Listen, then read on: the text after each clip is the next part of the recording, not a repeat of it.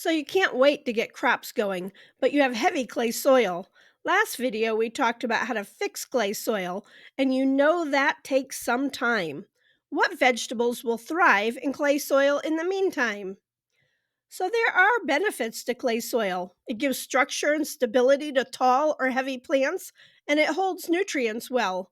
So let's look at 9 plants to get you started. Hi, I'm Amy, author and master gardener. I'm the founder of the nonprofit Fox Run Environmental Education, where I teach about organic gardening and wildlife conservation. First up, brassicas. Broccoli, cabbage, Brussels sprouts, and cauliflower will all tolerate heavy soil.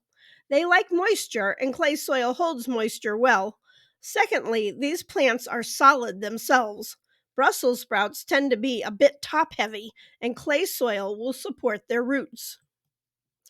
I have growing guides on videos of all of these plants, but make sure to watch the one on Brussels sprouts if you plan to grow them. Because we plant them later and allow them to mature in the fall, clay soil can be a benefit because it'll hold in moisture and nutrients. But you need to make sure you are checking the soil and keeping it moist. Clay soil will look like this in a summer drought, so make sure to water. Your brassica plants will also benefit from a nice straw mulch, which in turn is going to decompose and add bulk to your soil. Monitor your garden for soil borne pests and diseases.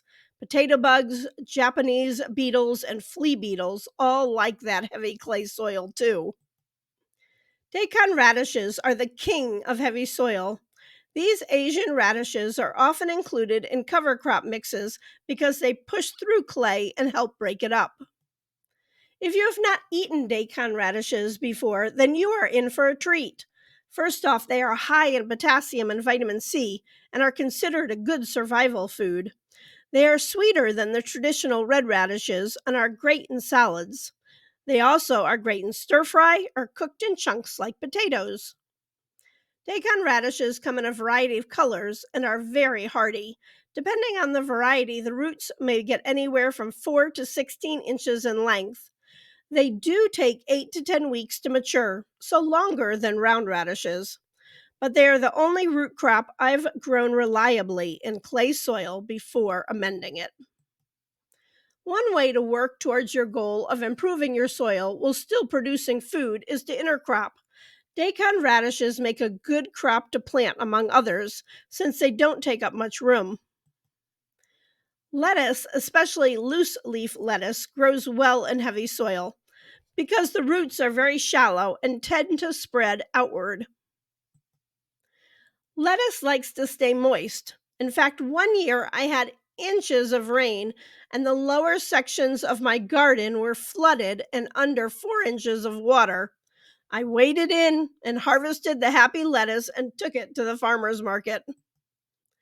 Everything we have talked about so far has been a cool weather crop. Beans are a warm weather crop. Now, we've talked about how beans are great for fixing nitrogen and adding nutrients to the soil, but some varieties will do very well in clay. Bush varieties of green beans have shallow roots and will do well.